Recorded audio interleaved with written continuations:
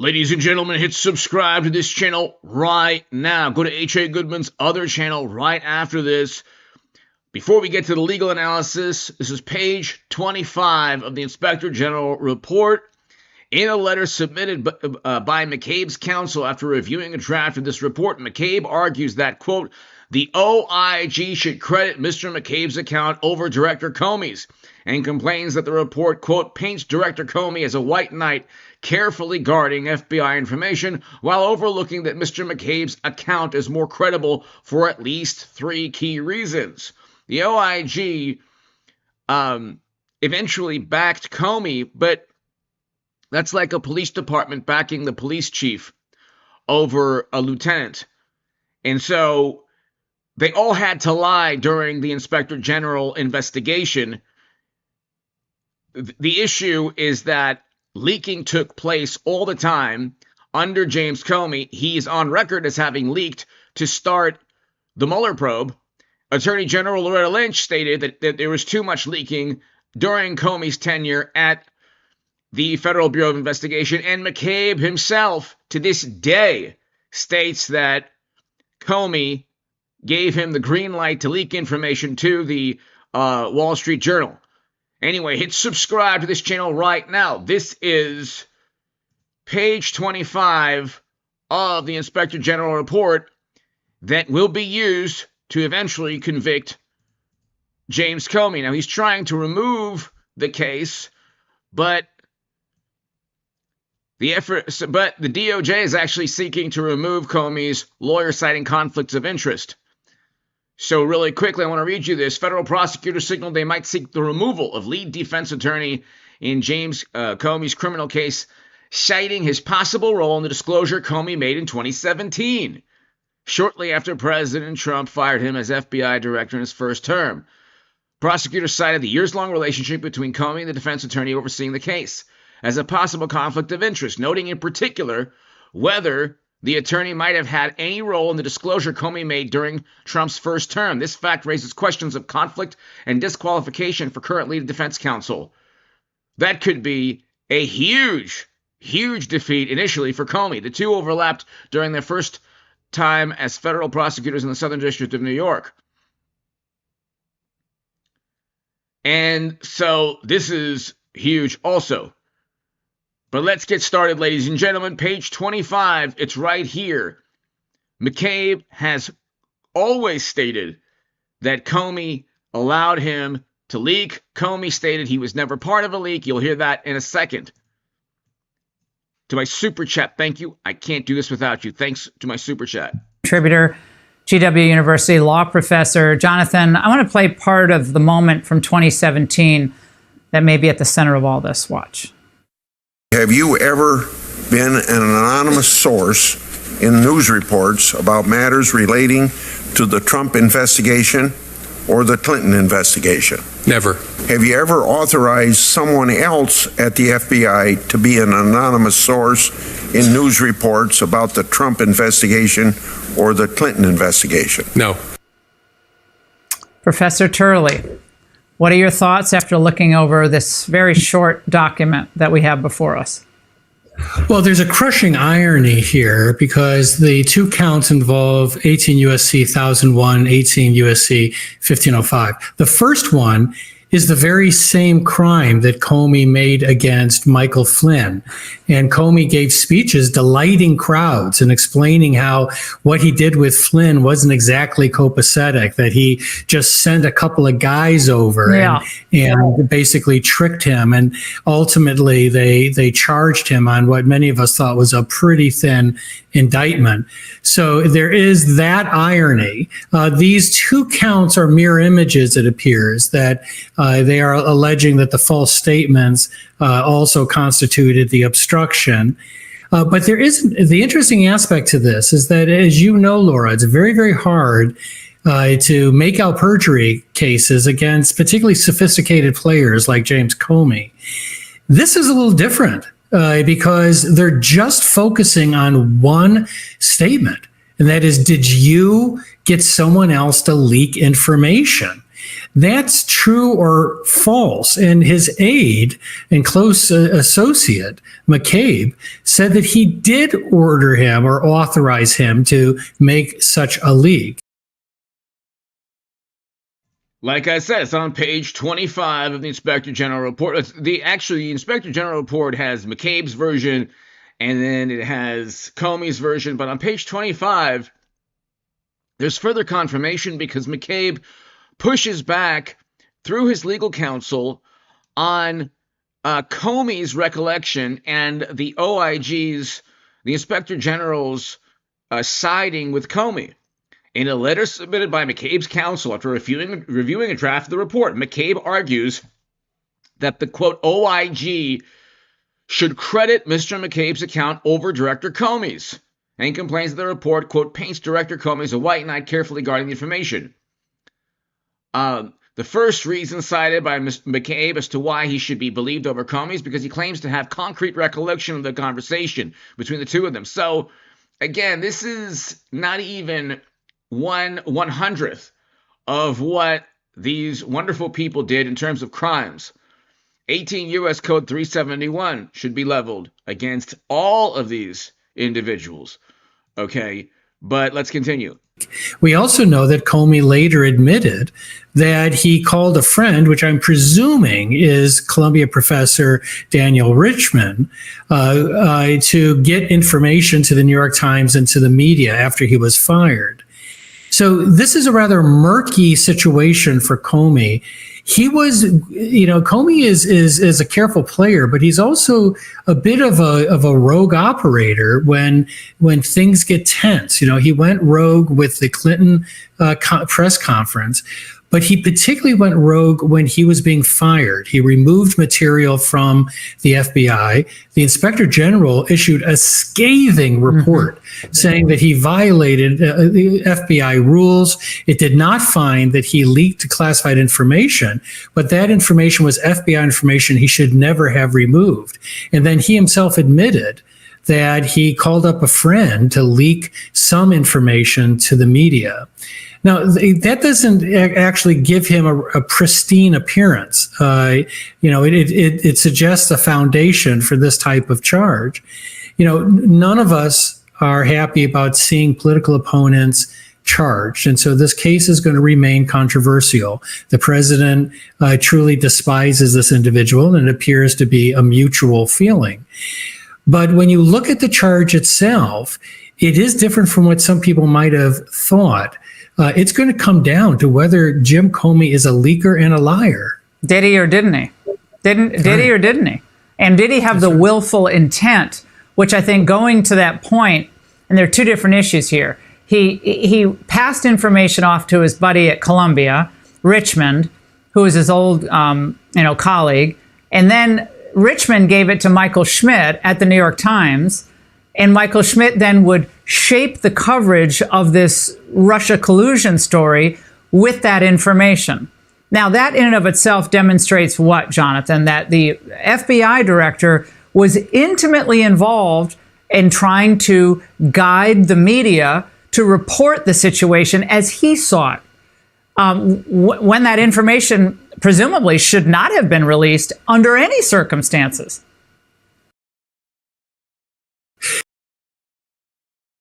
He set up and framed. Okay, so he covered up. Number one, he covered up the Clinton email fiasco.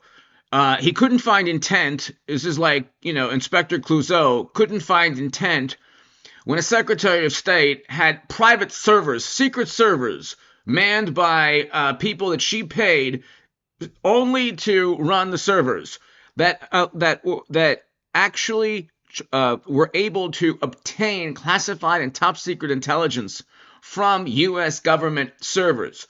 Okay, Trump was a former president with the power to declassify. Nothing he had was illegally obtained. He was a president that, like every other president before him, took documents from the White House, from the Oval Office, either for a library or just for a keepsake, but they were not classified.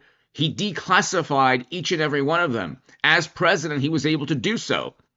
Furthermore, the Presidential Records Act doesn't have an enforcement mechanism. So they just went after Trump for no reason. Well, obviously to stop him, to make everything morally relative. But he was a president with the power to declassify. There's no rebuttal to that. Clinton was not a president. A Secretary of State can't declassify anything. And Biden had classified documents, so many classified documents that Ted Cruz stated Hunter very likely summarized classified data to facilitate business deals. He also stored classified documents in a garage and possibly at a university. But anyway, the point is, he covered up the Clinton email probe, couldn't find intent when obviously transferring and obtaining classified documents on secret servers, the intent is to hide communication, and deleting half the emails, and the first 3 months of Clinton's emails are missing. So obviously, a government official who uses private servers is the same type of person as a person who works at Microsoft or IBM or any corporation and uses private servers on the job. They would never allow that because they would say, well, that's corporate espionage. Anyway, the point is he covered that up, then wrote the Comey letter tanking Clinton's campaign because Uma Abedin was forwarding classified data to Anthony Weiner. That's what Comey stated under oath to Dianne Feinstein. Then he went after Trump, leaked information to start the Mueller probe. So many leaks were taking place under his bureau that McCabe, his second in command, leaked information to the Wall Street Journal. He was then caught and faced criminal liability. And he said McCabe allowed him to leak. I mean, Comey allowed him to leak, and of course Comey says no. Yeah, he would never do that. Yeah, I'm actually not certain as to what is more unnerving for people in Washington. The fact that a political opponent of the president was indicted, which you can have legitimate concerns about, or whether more likely it's someone's being prosecuted for a leak. I mean, this city floats on a rolling sea of leaks. And, Comey and the FBI have been accused of leaking information when it serves their purpose. But this is something that occurs often in Washington. It's done with lethal effect. So I think that many people might find it even more unnerving that this is pretty much a leak prosecution. It's false statements, but it's really all about a leak. And Jonathan, the president, I think we have the soundbite today in the Oval Office. There's a lot going on, executive orders. We had Erdogan's visit, but the president addressed this then potential indictment of James Comey. And this was Truth Social. He just actually posted this. Justice in America, one of the worst human beings this country has ever been exposed to is James Comey, the former corrupt head of the FBI. Today, he was indicted by a grand jury on 2 felony counts for various illegal and unlawful acts. He's been so bad for our country for so long. It is now at the beginning of being held responsible for his crimes against our nation. Make America. The beginning of being held responsible. There will be conspiracy statutes. There will be they will unearth every single text message, email associated with Comey and everyone else. And so this is only the first of many, many, many, many indictments for a whole lot of people, including Hillary Clinton, James Clapper, John Brennan, and others. Great again. Well, that's President Trump. That was not what I was going to play, but that just came out, so we decided to read that off. Well, look, everyone knows President Trump has no use for James Comey, and Comey really did enormous damage to the United States and to the public's trust in the FBI over the years. And wanted Donald Trump in prison for something that was totally false and has never apologized for it, has never shown any remorse for it, and said, in fact, he did everything basically, with good faith and, in his view, by the book. Well, in fact, he wrote a book on ethical leadership that portrayed himself as sort of the ultimate model of ethical leadership. Many of us disagreed with that. I've been a critic of Comey for a long time. We have to see what evidence there still is here. There's legitimate grounds for concern for people about a political opponent. But Trump was a political opponent, and Democrats had no qualms about trying to imprison him during an election year. This is a very direct and focused indictment, and somebody is lying.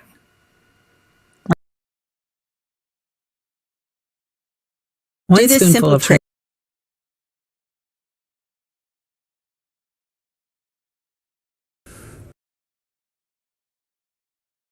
So listen to what McCabe says right here.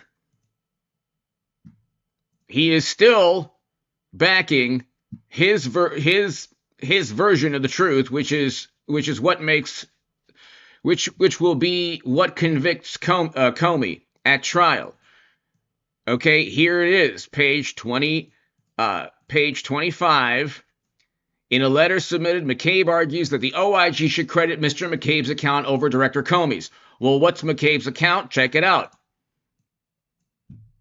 Well, the source familiar with the indictment told me that it actually is in reference to what was called the Arctic Haze leak investigation, which deals with those 4 stories that you're referring to in the New York Times, the Washington Post, and the Wall Street Journal. Richmond was interviewed. Richmond denied that Comey authorized him to leak. But let me ask you just more broadly. The indictment says that Comey lied in 2017 and then again in 2020 when he was asked about the 2017 testimony, when he denied having ever, quote, authorized someone else at the FBI to be an anonymous source in news reports about the Trump investigation or the Clinton investigation, unquote. Given your experience with Comey, was he honest when he said he had never authorized a leak? All I can say to that, Jake, is I'm not aware of Jim Comey ever authorizing some other person to leak information. That's not something I experienced. Some other person, meaning that he could have simply said, I'm not aware of Comey authorizing anyone to leak information. So again, they're still lying. It's so amusing. It's so hilarious. They're lying by omission. They're lying overtly. They're playing these semantic games that, I mean, it's like sophomoric. It's childish. I've never experienced him authorizing some other person, meaning that although he never authorized other people, he did authorize. He's alluding to the fact that indeed Comey authorized him. That's why McCabe has to still be on the same team, but still also protect himself, because right here, he could have faced prison time for lying to the FBI, which, by the way, Comey stated that he lied, and actually on CNN, Comey said that he would testify, he could possibly, potentially, he used the word potentially, testify against McCabe. Okay, that was on either, I think it was with Jake Tapper as well.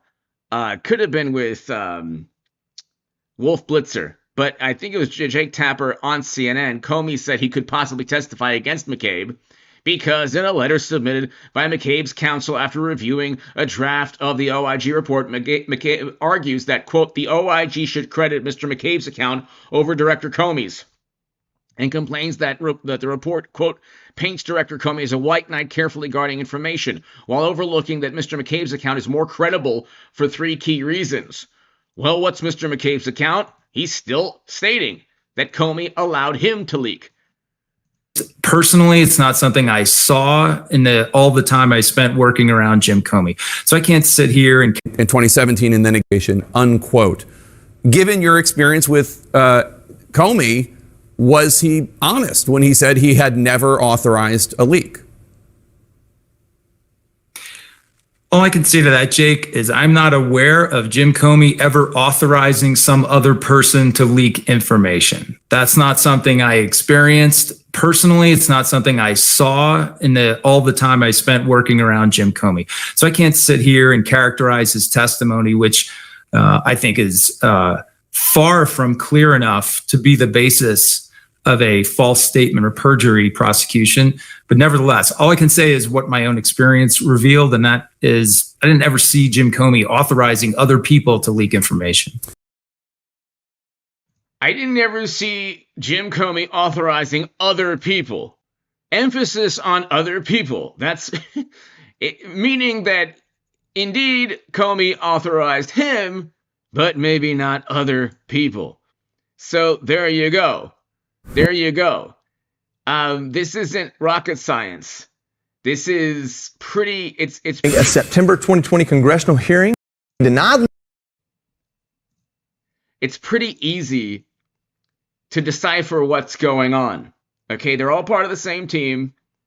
They can't possibly see if McCabe turns on Comey immediately, which is what he did during the OIG and all throughout the whole thing, because McCabe was caught allegedly lying to the Federal Bureau of Investigation about the leak itself. And he stated that, hey, Comey allowed him to leak. Comey said he was never part of a leak, so one of them's lying. But McCabe can't simply say, oh, I'm on Trump's side. So he has to kind of say, I never saw Comey leak other people. Translation, well, Comey allowed him to leak, but not other people, which is the perjury or the false statement and the obstruction that Comey will be found guilty of. Leaking information to the press, but the prosecutors believe they can prove he was lying. In 2018, Comey ironically posted that, quote, small lies matter. And if a witness lies, well, they shouldn't be trusted. Joining us now is Congressman Pat Fallon, member of the House Oversight and Intel Committees. Congressman, thank you for joining us. I know that you've been a part of this investigation. You know, the big thing we're looking at is, are there other documents? Is there other information that you're privy to that can be turned over to the DOJ and maybe strengthen this case or make it more relevant? You know, all along I thought that Comey was dirty, and I did think he lied under oath. And now we finally have charges. I think as there's... John, thank you so very much for your super chat. Greatly appreciated, John. Thank you. To my super chat, thank you, everybody. John, thank you so much as always. Discovery, you know, when defense gets their discovery, you will find out just what the prosecution's case comprises of. I do think it's going to be, I always thought he did it. It was a question of, can they prove it beyond a reasonable doubt? I think they might be able to. It's going to be fascinating to see this trial unfold. Congressman Jason Chaffetz here. I want to transition a little bit to what the Oversight Committee is doing in terms of the auto pen. I was highly critical of what the executive branch is not doing on the auto pen investigation, but what James Comer, the Oversight Committee, is doing in bringing people in under oath, asking questions. What have you learned so far, and where does this go next? Because I think there's still a long, long ways to go.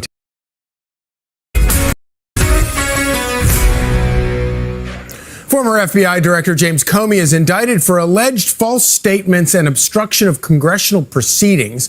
President Trump, meanwhile, says Comey is pushing the back on the charges, saying they're not true.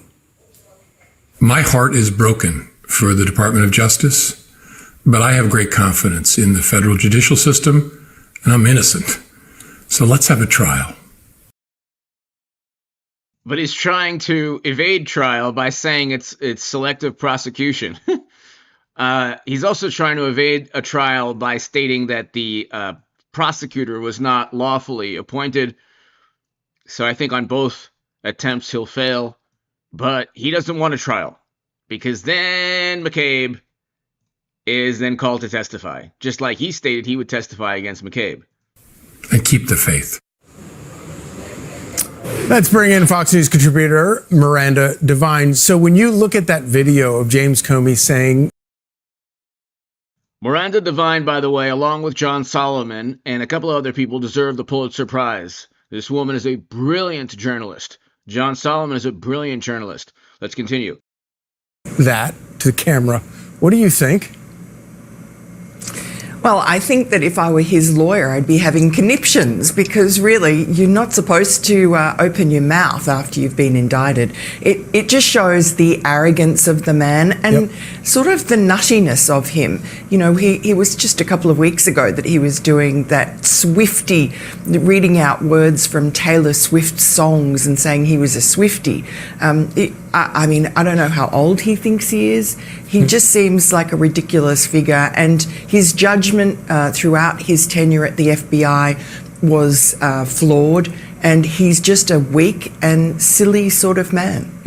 So when you go through the list of charges, he's charged with false statements within the jurisdiction of the legislative branch of the U.S. government and obstruction of a congressional proceeding. When nobody has studied the work, the Russia hoax that he perpetuated more than you have. Of these charges, which do you think are the more serious charges that he faces? Look, I mean, it's about his lying to Congress, and the statute of limitations of 5 years was running out on Tuesday, so this had to be, I guess, thrown together in a hurry. And it's not the Department of Justice that has done this. It was a grand jury in a very liberal state, and a liberal area of that state in Virginia. So, these are legitimate. So a grand jury in a very, very liberal jurisdiction indicted Comey. So it's not like when they say, oh, well, a D.C. jury or, a Northern Virginia jury won't. It's like, well, no. These crimes are very simple to prove. It's right here within page 25. It's actually the whole thing, the entire OIG report here. It's about a report. Okay, so this is the report. A report investigation of certain allegations relating to former FBI Director McCabe. So here, page 25, I mean, it goes back and forth. You can read it, if you're bored.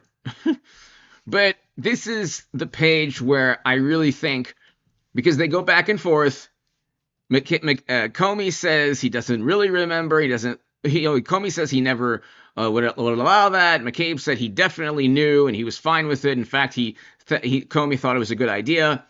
But then McCabe here on page 25,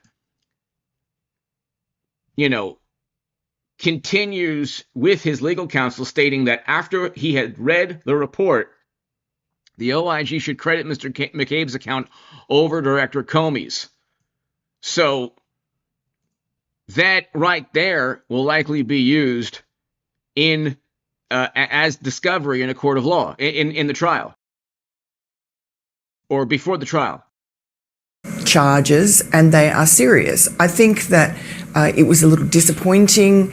There had been some run up to this with various people saying, well, there's going to be conspiracy charges and it's going to include John Brennan and James Clapper and maybe even go all the way up to Barack Obama, who set the whole Russia hoax events in train. So let's think that this may be the tip of the iceberg.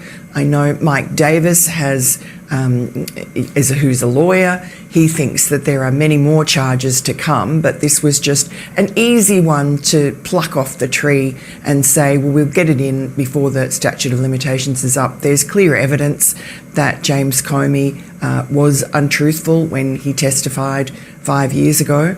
And so, that's a serious charge. I mean, it carries obstruction, it carries actually 20 years, and the false statement carries 5 years. And there are people who are in jail, including, I will say, Alexander Smirnov, who was an FBI confidential human source, who was asked to give his handler information about Joe Biden, did so, and then ended up in jail for giving false statements to the FBI. So people have been jailed for this, and I don't think that Comey should be quite so glib.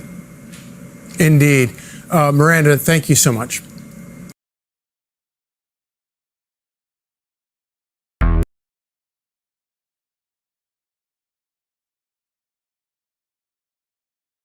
To continue the conversation.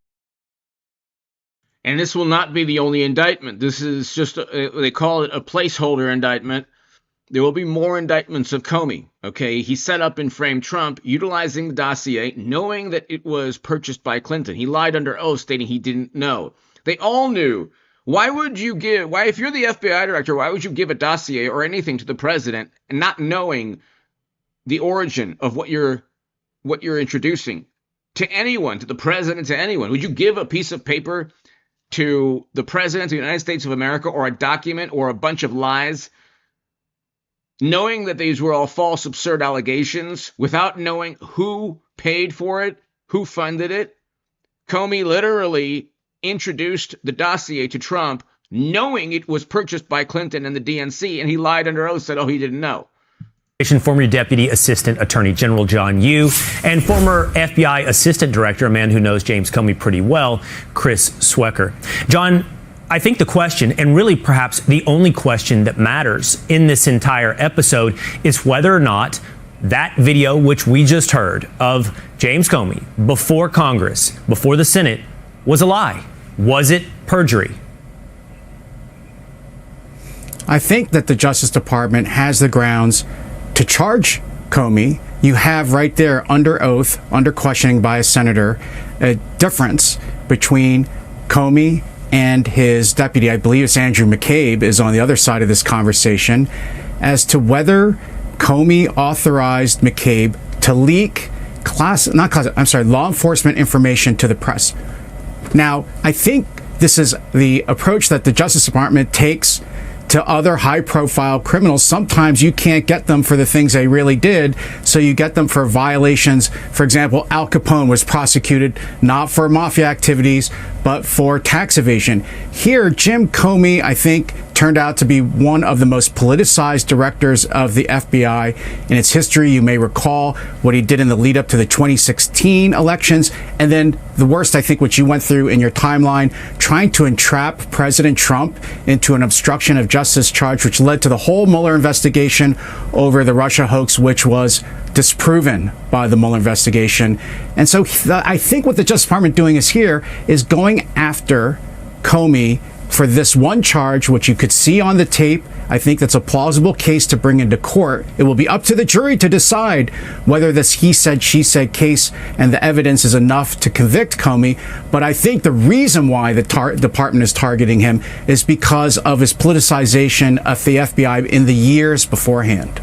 I think it's fair to look into the motivations and the reason, but I do think what's more important is he has been simply met with a charge, met with an indictment, and the question is directly whether or not he is guilty. Now, somebody is guilty, Chris. That much is clear. It's either Andrew McCabe or it's Jim Comey. One of the two did not tell the truth to Congress.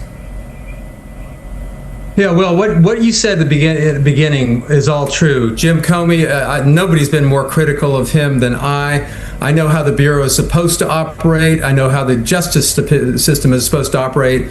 And the problem with this case is what John just outlined. Andy McCabe denied 3 times that he even leaked. Then finally they caught him in a lie, and he said, well, Jim Comey authorized this leak. The problem is you got a full Inspector General report, a very credible Inspector General who says the overwhelming evidence is that McCabe lied, and he was the liar in this case. So I think you can bring an indictment in this case, and I think this indictment is really the tip of the iceberg. I think there's a lot more substantive violations that you could pull together, but this one is kind of a roll of the dice. So they're going to indict with conspiracy statutes. They have declassified documents, Director of National Intelligence, Tulsi Gabbard, declassified, the Clinton probe, the Durham probe annex. So those are 2 declassified reports that show the conspiracy. People conspired through illegal, with illegal behavior, criminal conduct, I should say. They conspired with criminal conduct to set up and frame Trump. That's within the declassified documents, within the Durham probe annex, and also within the declassified documents from Tulsi Gabbard. It's a 50-50. I think the indictment is more important here than the conviction, because his own Inspector General, Trump was president at the time, declined to prosecute McCabe, but said there was overwhelming evidence that he was the one that lied. I hear what both of you gentlemen are saying, and I'm not suggesting that I speak for the American public, but I can just speak for one man who was very much tired of the idea that people can testify in front of Congress, lie, and there's virtually nothing that we can do about that accountability, because congressional testimony is our version of accountability. It's how we get to the truth and how we hold public officials to account to all of us. And to see someone, whether or not be Anthony Fauci or Jim Comey or Andrew McCabe, lie to the people with no accountability is simply tiresome. And if this is all that there is, if there is nothing more with Jim Comey, well, then that, so be it. But there has to be an accountability for the multitude. So there will be a lot more. Let's continue.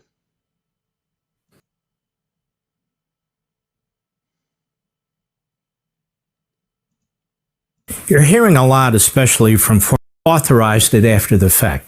On May 3rd, 2017, in this committee, Chairman Grassley asked you point blank, quote, have you ever been an anonymous source in news reports about matters relating to the Trump investigation or the Clinton investigation? You responded under oath, quote, never. He then asked you, quote, have you ever authorized someone else at the FBI to be an anonymous source in news reports about the Trump investigation or the Clinton administration? You responded again under oath, no. Okay, now that's accurate. I went back and looked at his prior testimony. So that is a blanket statement. He was never a source for the media, ever. In the Clinton investigation or the Trump investigation. That's what he said. Now let's look in the indictment. On or about September 30, 2020, in the Eastern District of Virginia, the defendant, James B. Comey Jr., did willfully and knowingly make a materially false, fictitious, and fraudulent statement in a matter within the jurisdiction of the legislative branch of the government of the United States by falsely stating to a U.S. senator during a Senate Judiciary hearing that he, James B. Comey Jr., had not authorized someone else at the FBI to be an anonymous source in news reports regarding an FBI investigation concerning Person 1. Person 1. Number 2, that statement was false because of James B. Comey Jr. then and there knew he had in fact authorized Person 3 to serve as an anonymous source in news reports regarding an FBI investigation concerning Person 1. Now let's pick up the clip where I left off. Go. Has publicly and repeatedly stated that he leaked information to the Wall Street Journal and that you were directly aware of it and that you directly authorized it. Now, what Mr. McCabe is saying and what you testified to this committee cannot both be true. One or the other is false. Who's telling the truth? I can only speak to my testimony. I stand by what the testimony you summarized that I gave in May of 2017. So your testimony is you've never authorized anyone to leak. And Mr. McCabe, if he says contrary, is not telling the truth. Is that correct? Again, I'm not going to characterize Andy's testimony, but mine is the same today. No. So he's trying to circumvent a perjury trap there by not stating yes or no, but mine is the same. You got to go back 20 years and you'll find that tape. Okay, so it was just a couple of years earlier, and his testimony was that he was never a source, never ever a source. Again, page 25, right here. Okay, page 25. The reason that this Inspector General report goes into detail about what they said, and that McCabe stated that Comey gave him the green light and authorized his leak, and Comey said no, he would never have done that. But this right here, page 25, is very important, because after you read Comey's account and McCabe's account, the little footnote here really highlights that not only does McCabe contradict Comey, but his legal counsel, McCabe's own lawyers, double down because McCabe doubled down and, quote, the OIG should credit Mr. McCabe's account over Director Comey's, and complains that the report, quote, paints Director Comey as a white knight carefully guarding FBI information while overlooking that Mr. McCabe's account is more credible for at least three key reasons. The first reason cited by McCabe as to why he should be believed over Comey is because he claims to have concrete recollection of the conversation between the two of them. Now, the Inspector General sides with Comey, but this is like a police department doing its own investigation, and the investigator within the police department sides with the police chief. Of course the OIG was going to side with Comey. it's a government department, and a government inspector is inspecting a government department. Well, obviously Comey has greater pull and more influence, but let's continue. So, I mean, still, though, even with that influence, even with the OIG backing James Comey, that doesn't refute the fact that McCabe consistently has contradicted James Comey and Comey's account under oath, which is why he has the false statement and obstruction charge. I want to go to an Inspector General report, August 2019. Office of Inspector General, report of investigation of former Federal Bureau of Investigation. And that's what I've been citing. Director James Comey. Disclosure of sensitive investigative information and handling of certain memoranda. Now, I don't have enough time to read it all, and you probably don't have the patience for me to read it all, but just a few pieces. Part C, Comey failed to immediately alert the FBI to unauthorized disclosure of classified information. Comey learned of the FBI's classification decision regarding Memo 2 when the FBI allowed him to review copies of all 7 memos with classified banners and markings in preparation for his June 8, 2017 congressional testimony. Once he knew the FBI had classified portions of Memo 2, Comey failed to immediately notify the FBI that he had previously given Memo 2 to his attorneys. And it goes on. The FBI did not learn that Comey had shared any of the memos with anyone outside the FBI until Comey's June 8, 2017 congressional testimony. Now, why am I reading things like this to you? Because we're getting reports that, well, the prior Inspector General report involving McCabe said McCabe is sketch. And he is. But it basically said Comey was telling the truth. Well, in this Inspector General report, they're saying nothing of the sort. This goes to character. This goes to believability. It goes to pattern. But there's more.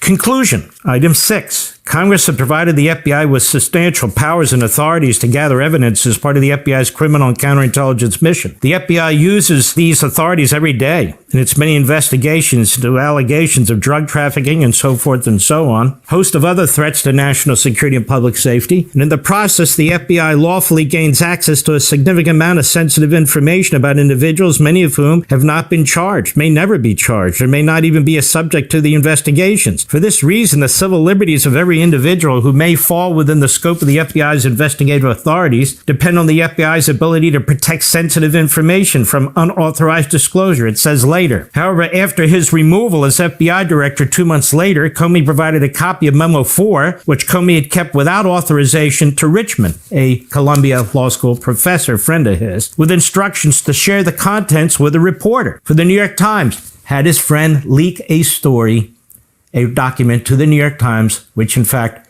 wrote a story.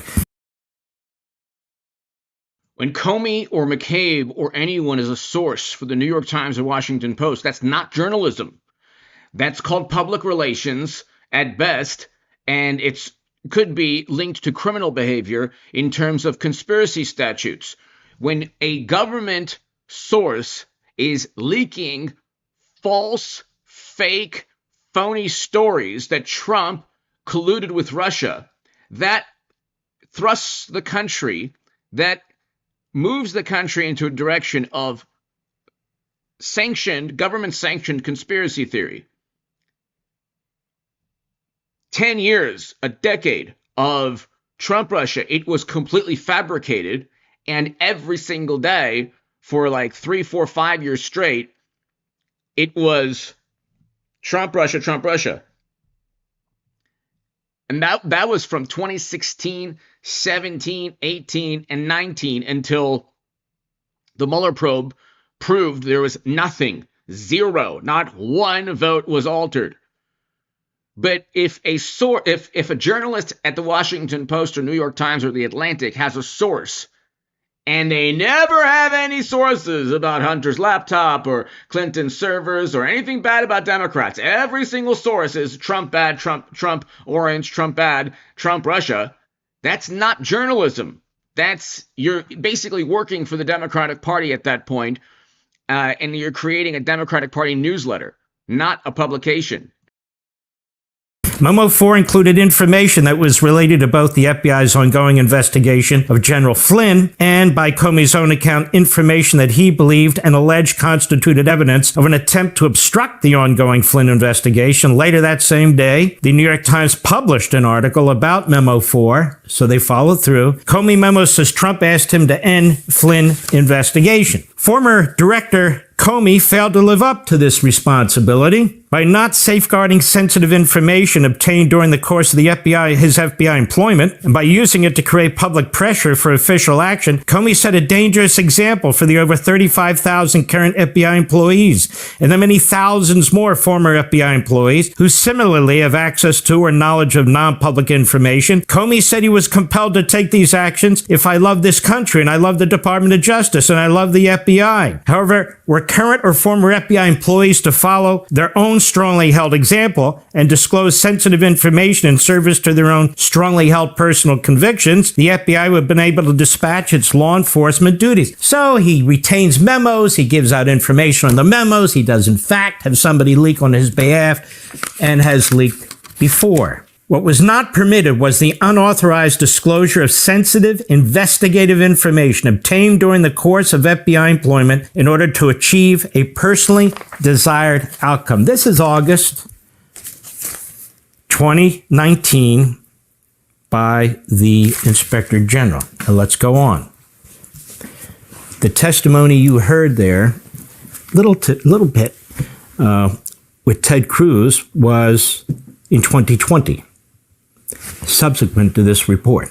During the 2020 testimony, you heard Comey double down to the Senate that he had not been authorizing leaks to the press when he was FBI director, a top sensitive 2016 investigations. He had previously testified in 2017 that he hadn't authorized leaks. In 2020, Comey said, I can only speak to my testimony. You heard him say it. I stand by the testimony you summarized I gave in May of 2017. In part, if not altogether, he's responding to Cruz, who's sort of focusing in on McCabe. So there's a couple points I want to mention here.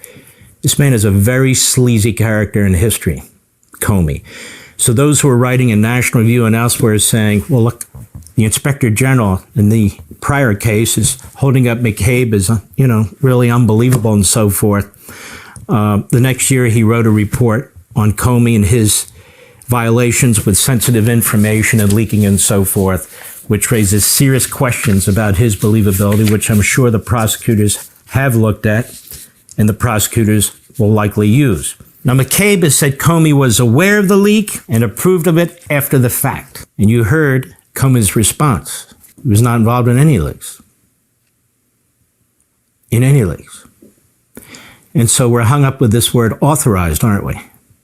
Authorized leaks. He allowed it to take place. So whether it's green light or authorize or give tacit approval, it doesn't matter. He was involved in some way.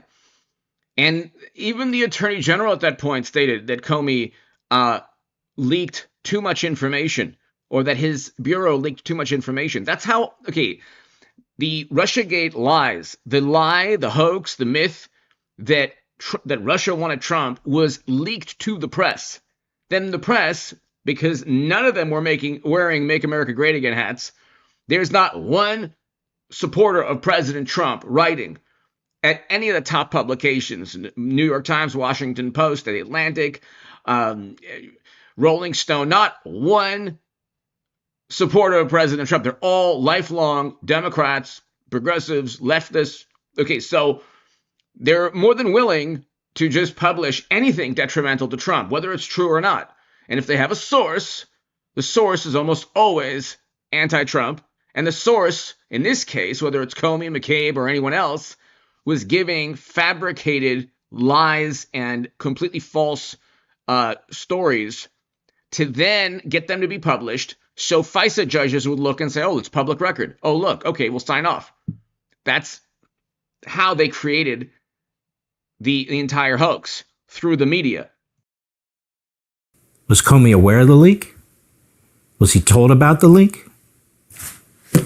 It's a very significant question, too. Remember General Flynn? Remember his situation? He was set up by Comey, absolutely set up by Comey. An FBI leak to the Washington Post on January 12, 2017, regarding conversations between Flynn and Russia's ambassador. That was used as an excuse for the FBI to interview the incoming head of the National Security Council, who was Flynn. So they show up. The purpose, though, was to entrap Flynn during the transition. In fact, a note handwritten by then FBI counterintelligence head Bill Prestap asked, quote, "What's our goal? Truth, admission, or get him to lie so we can prosecute him or get him fired?" They had no reason to interview Flynn. Flynn was interviewed without a lawyer. He was not warned about false statements. That's routine. In fact, the usual procedures used in interviewing a high-level or incoming high-level individual were bypassed. Comey even bragged about it. They set up and framed Trump's national security advisor, Michael Flynn, General Flynn, because they wanted, this is more than just animus and political power. They didn't like Trump's anti-war foreign policy. They didn't want an anti-war foreign policy. They wanted the Bush-Obama foreign policy, intervention, sending Americans anywhere, allowing all these major invasions. And so President Trump is not a pacifist, it's true, but he's not, he's far less militant and he's more anti-war than any of his predecessors, recent predecessors. So so setting up and framing Michael Flynn was an attempt at altering U.S. foreign policy, the U.S. foreign policy that the American electorate voted for. So the American people voted for Trump in 2016. We had to suffer through 4 years of Biden, went back to Trump. We went back to Trump after 4 years of a failed Biden presidency. We went back. And still they're calling Trump a tyrant. It's like, he was elected twice. The tyrants are the people who set him up and framed him. Those are the tyrants. Wrote about it, said he wouldn't do it in other circumstances. Flynn was charged with false statements. Oh, the irony. Did you know that you can have permanent teeth in just 24 hours? And he spent $7 million in his defense. He went broke. And they were threatening to prosecute his son, so he pled to one count of false statements. It was completely set up. President Trump pardoned him based on Bill Barr's recommendation as well. This is who we're talking about. This is Comey. So for those legal analysts out there that say, well, McCabe wasn't believable, no, McCabe is not believable. But neither is Comey. I'll give you another example of a few months ago, July 23. There are trials all the time where criminals turn against each other. None of them are actually believable. They're criminals who lie all the time. Okay, but if the facts point to, or at least back up, one liar over another liar, in this case, then you believe the testimony. It's obvious that Comey allowed a culture of leaking. That's how he was able to create the Trump-Russia myth. He leaked stories. Him and his agents leaked stories to the Washington Post, New York Times, Atlantic, and others.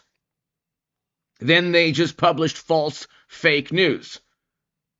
And they said, well, sources say, and you've never seen more anonymous sources say. Every news report, every breakthrough report for 4 years during President Trump's first term from 2016 to 2020 was sources say, unnamed sources say, sources according to sources, according to people familiar with the matter, according to current and former U.S. officials. That's all you heard. It was never, oh, this is happening. This here, we spoke to the person. No, it was according to some unnamed, anonymous individual, or maybe they could have even made it up. At that point, the journalist could have even made it up, had no source, and just said, according to sources.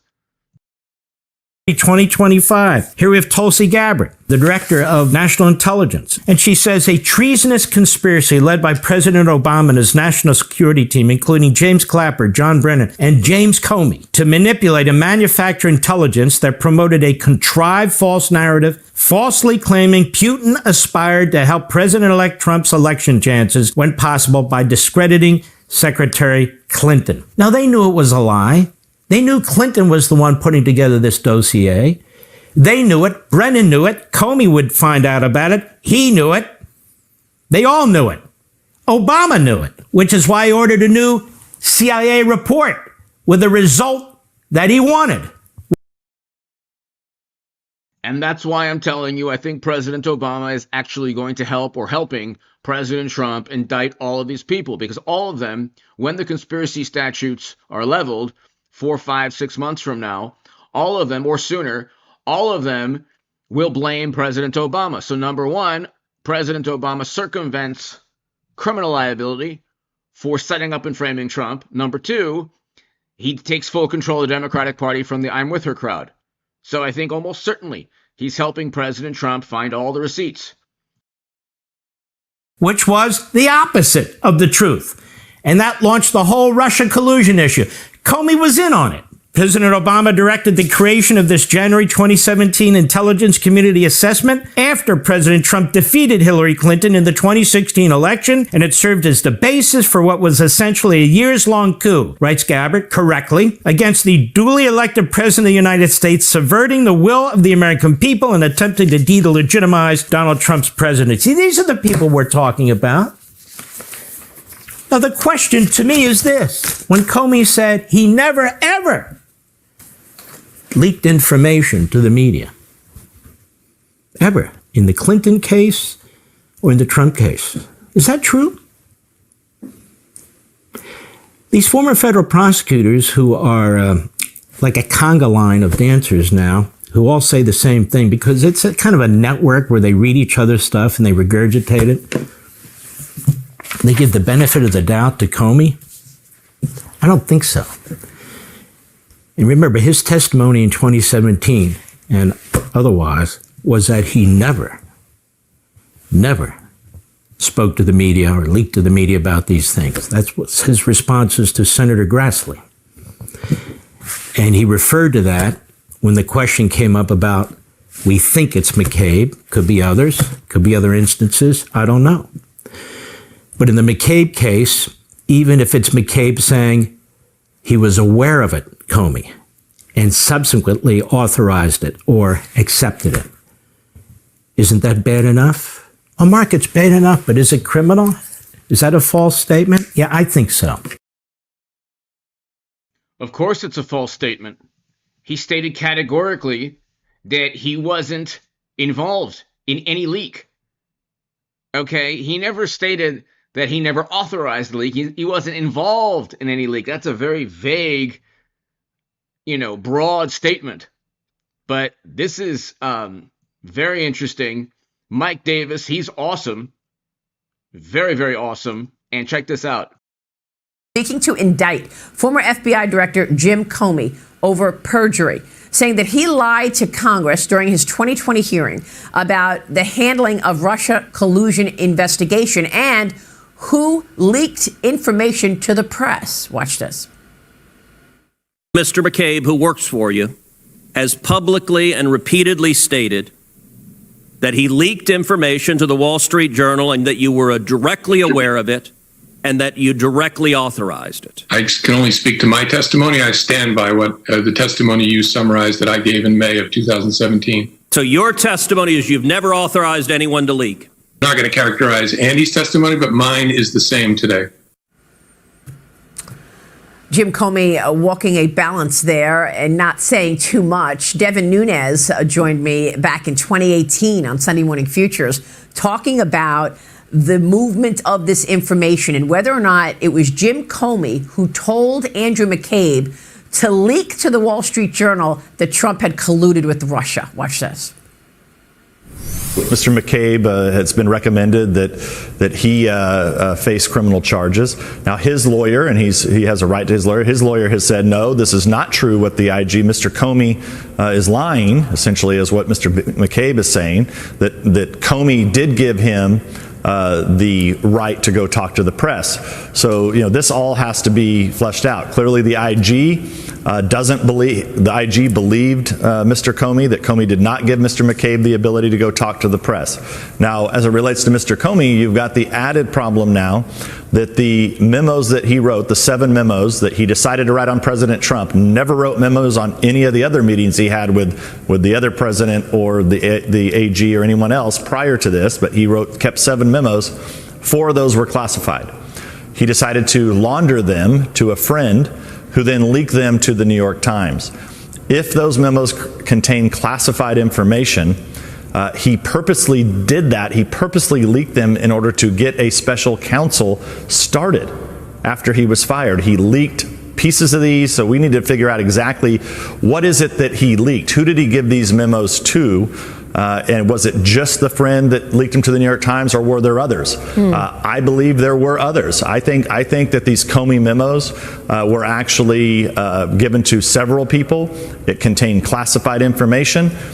The irony is the very thing that Mr. Comey cleared Mrs. Clinton of. A Virginia grand jury is expected to release a decision on this in the coming days. The 5-year deadline to bring charges against Comey is now approaching on Tuesday. President Mike Davis. Mike, good to see you. Thank you so much for approaching of Article 3 Project and President Mike Davis. Mike, good to see you. So this is Article 3 Project founder Mike Davis. He is awesome. A fantastic attorney, lawyer, and he's just awesome. He has a YouTube channel as well. You should, I would suggest subscribing to it also. But check this out. It's interesting. Thank you so much for being here. So the crux of it and what they can come up with against Jim Comey today, 5 years later, is that he lied under oath about directing Andy McCabe to share with the press that Trump colluded with Russia. Do you think they'll be successful here? I do think that they should seek an indictment in the Eastern District of Virginia because this is a very serious matter. What the allegation here is that the Obama White House and his Justice Department and his intel agencies, including the FBI, made up the Russian collusion hoax to help Hillary Clinton's campaign and to hurt President Trump's campaign, and they continued this conspiracy to this day. And when the Senate Judiciary Committee was investigating this Russian collusion hoax, James Comey allegedly perjured himself and obstructed the congressional investigation. Those are very serious felonies, and so there must be accountability for this. I also think there are going to be other criminal probes on Crossfire Hurricane separate from the Eastern District of Virginia, maybe another probe looking at the broader conspiracy. So, I mean, Mike, you know, there was a lot gone wrong with this whole operation, Crossfire Hurricane. Jim Comey pursued this investigation into investigating Trump colluding with Russia. And the key here, the criminal act was using the dossier that Clinton purchased and funneling it through the United States government. And Clinton and the DNC paid an FEC, a Federal Election Commission, fine for doing so. Okay, they used the money after they cheated Bernie Sanders in a fake, phony primary. Okay, this was years before they cheated Biden after he actually won the primary. But they cheated Bernie Sanders, used the money from his voters to purchase a dossier. The dossier was used from campaign funds. They literally purchased a hoax from campaign funds.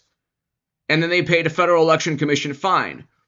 But the dossier was purchased by Trump's political rivals, filtered through the government with the help of Comey and Brennan and others. And that's the conspiracy.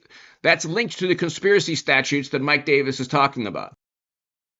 Despite the fact that there was absolutely zero evidence to actually originate an investigation in the first place, is there criminality there? I mean, putting the lying under oath aside for a moment, is there other criminality that you can look at?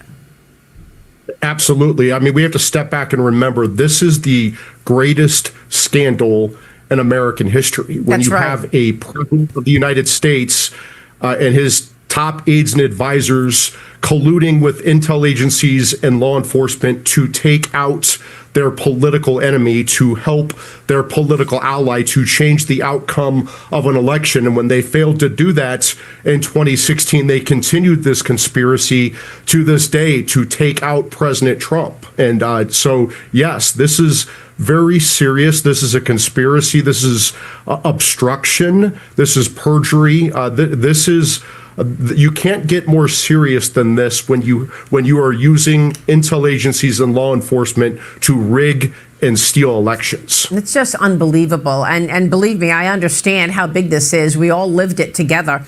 And I reported at the time that we had no evidence of any Russia collusion.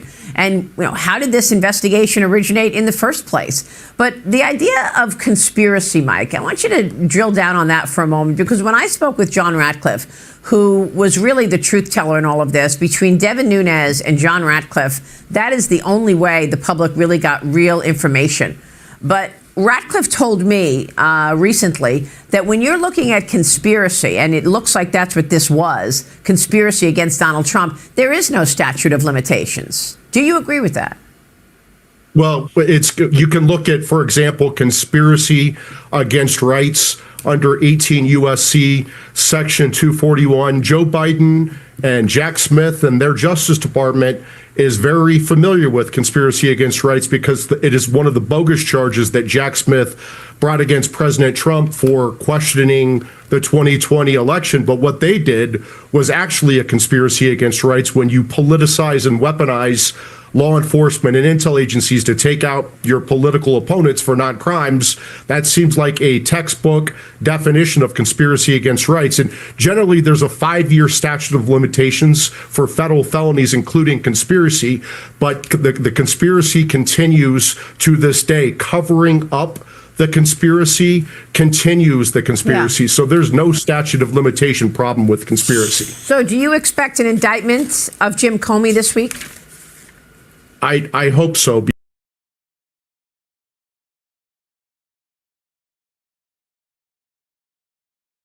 So, ladies and gentlemen, hit subscribe. Go to H.A. Goodman's other channel right now.